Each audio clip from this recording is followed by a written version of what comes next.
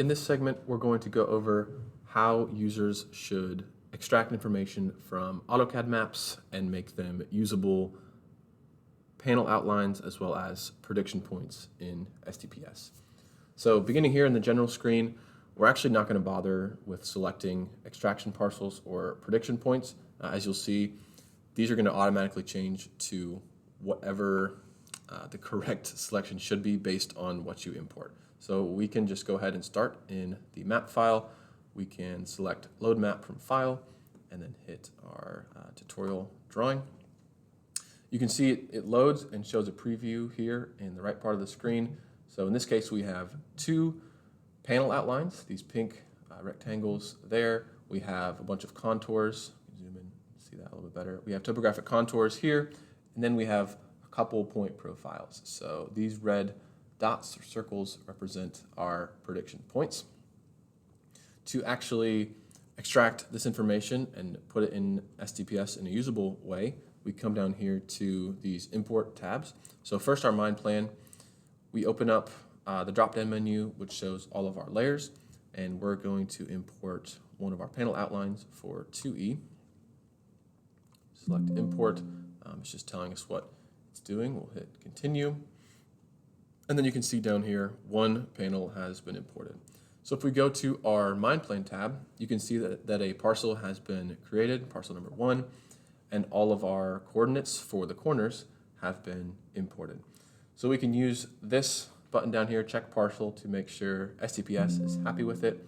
It's going to tell us that the last vertex should be the same as the first, so it's closing that polygon. We can update that and it'll do it automatically.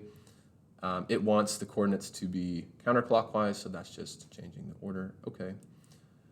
And then it's telling us that we have not applied an edge effect, which is fine. We do not want to right now. So here we have our adjusted coordinates. Well, they're the exact same coordinates, but we've added a point and reversed the order.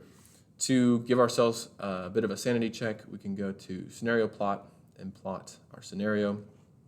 And you can see that the parcel looks, at least at first glance, very similar to how it looks in AutoCAD. We're going to do the same for prediction points. So we'll go back to the map, import prediction points. There's two ways to import prediction points. One is as AutoCAD points. The other is to take contour lines and import them as a very dense point profile. So in our case, our prediction points are actually points. So we will go ahead and use this drop-down menu and select 2 east points. We'll import those, continue, and it's telling us that 31 points were imported. So if we go to prediction points, we can see there's 31 points. Each has X, Y, and Z coordinates. And then again, to give ourselves a bit of a sanity check, we can go and plot that scenario once more, zoom in, and we can see all of those points with the codes, and that's a little bit messy, so we'll replot that. There you go. And that, you can see, looks the same as in AutoCAD. So at this point, we now have our mind plan set and imported correctly, our prediction points. All that is left to do is to alter the empirical parameters that we want to do. We need to input our actual extraction thickness, and if our elevation is not actually at 0 relative to our prediction point coordinates, we'll need to change that as well.